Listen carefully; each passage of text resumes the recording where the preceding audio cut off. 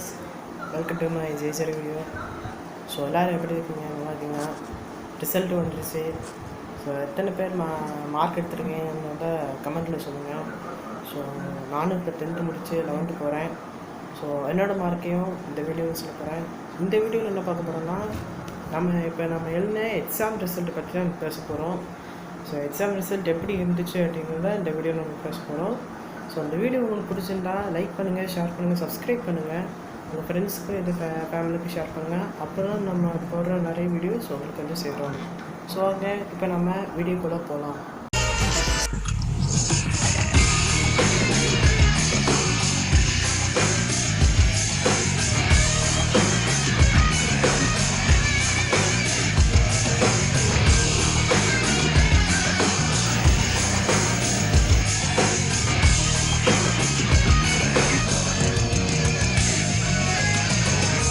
Result பார்த்தீங்கன்னா நிறைய பேர் நிறைய மார்க் எடுத்துருக்குன்னு சொல்லுவாங்க. நிறைய பேர் வந்து நான் 400க்கு மேலே ப்ரோ, 450க்கு மேலே ப்ரோ அப்படின்னு சொல்லுவீங்க. ஸோ இப்போ நான் என்னோடய மார்க் நான் சொல்ல போகிறேன். என்னோடய மார்க் வந்து பார்த்திங்கன்னா 421.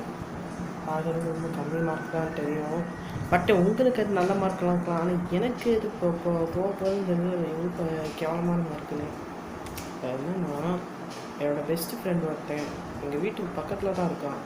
என்னன்னா, அவன் 450 மார்க் எடுத்து 3rd ரேங்க் எடுத்துட்டான். அப்படியே வயிறெல்லாம் அப்படி எரிய ஆரம்பிச்சிச்சு guys.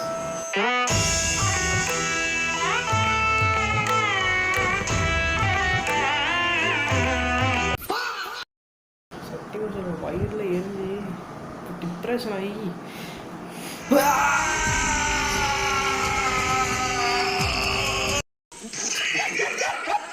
இந்த மாதிரியான நிலமையில் வந்துச்சு. நினைக்கவே ரொம்ப கஷ்டமாக இருக்குது. ஏன்னா மார்க் ரொம்ப கம்மியாயிட்டு பேரண்ட்ஸ் வீட்டில் எதுவும் சொல்லலை.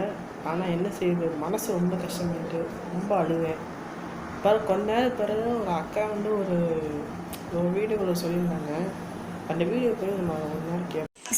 இப்போ எழுதியிருக்கோம் இல்லையா, இந்த எக்ஸாம் இது நம்மளுடைய கரண்ட் பர்ஃபார்மன்ஸை தான் காட்டுமே தவிர நம்மளுடைய ஃபியூச்சர் பொட்டென்ஷியலை வந்து இது எந்த விதத்துலையும் நமக்கு வந்து சொல்லிடாது.